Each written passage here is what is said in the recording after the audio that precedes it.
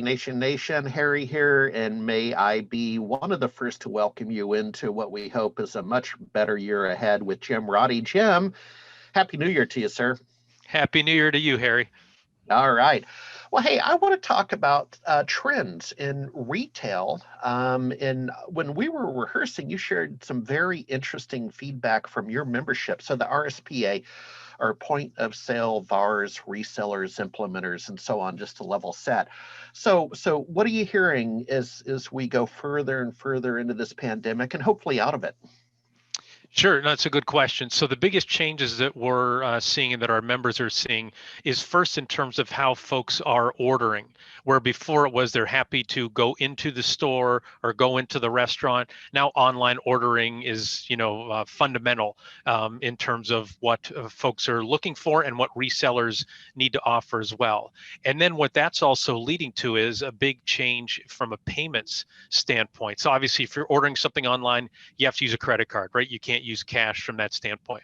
But we're also hearing from our members that in an in-person setting, when they're going into pick up at a restaurant, or even if they're eating inside of a restaurant, that's only 25% or 50% occupancy, instead of 40% of the sales or a third of the sales being paid for in cash, like 95% of it is going through credit cards. So it's really going to where you're seeing folks that are, maybe, and I'm seeing this myself personally, right?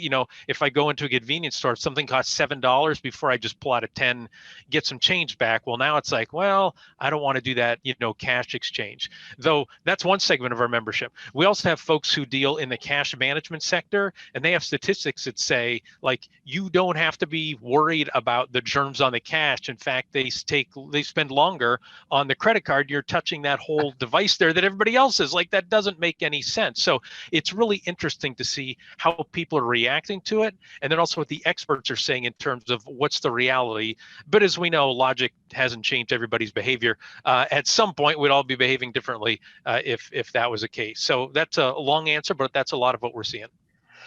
Yeah, a couple of thoughts on my side. One I'm just going to make up. I hadn't even thought of, but before this was I over the holidays got together with my two boys in the Central Texas area. Thank you. And the Airbnb, these little cabins up in the hill, is gorgeous. And she took, is it called Venmo? Is the payment facility? Because I'm a PayPal guy, right? Yep. So I on a Saturday morning, I went, didn't take too long, signed up with Venmo and got engaged with that, and that was cool.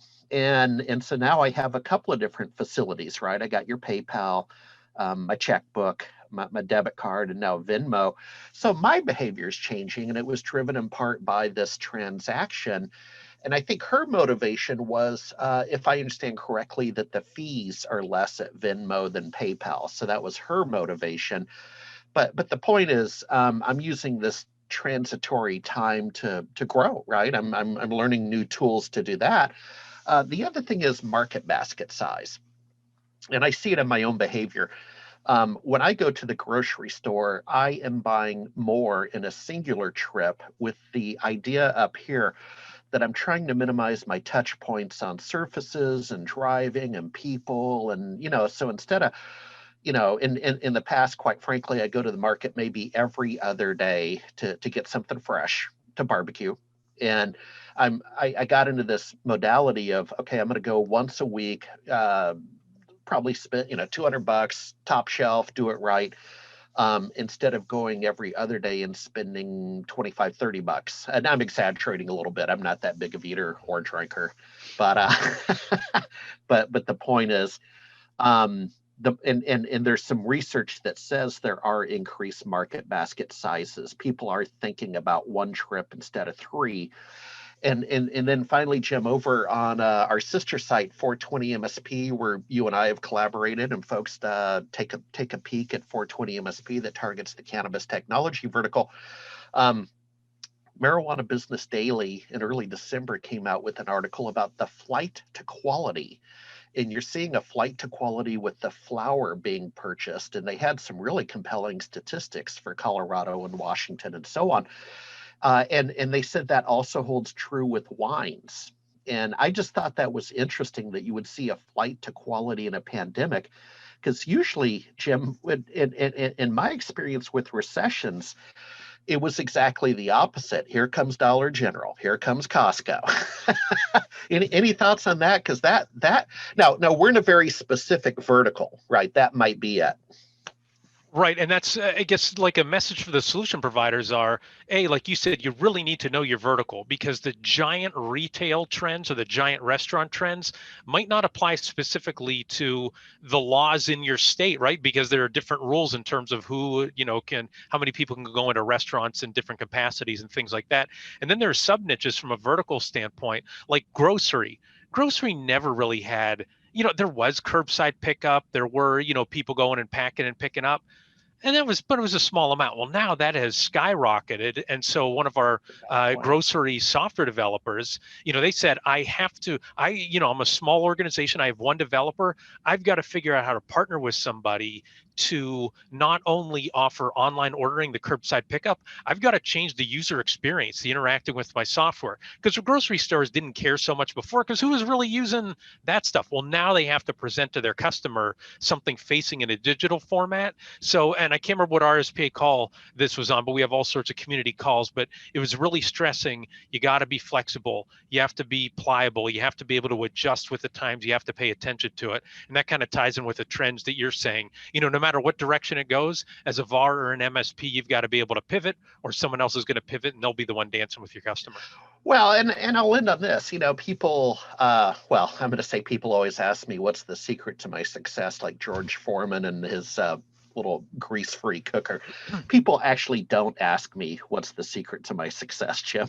But I will tell you this, that I have made it a habit for well over a year, and it only accelerated in the pandemic, to read in the morning. I got 5 or 6 bookmarks of different flavors and a couple different verticals.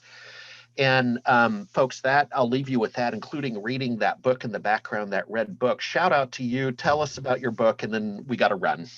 Well, thank you, Harry. Yeah, The Walk-On Method to Career and Business Success. It's my new book, published in September. As we speak right now, we're all 5-star ratings on Amazon, which is great. And it's just an opportunity for folks who are starting off in their career to really learn what's a blueprint for success, for entrepreneurs to be reminded what it means to take a big shot. And it's also proven to be a great tool for folks to teach their team, in terms of, it's not a lightning strike, it's not a miracle why people are successful, and the book really outlines that. It has the 5-step walk-on method, and then profiles 31 underdogs who became extraordinary. So appreciate the shout out, and appreciate the support of the community of the walk-on method.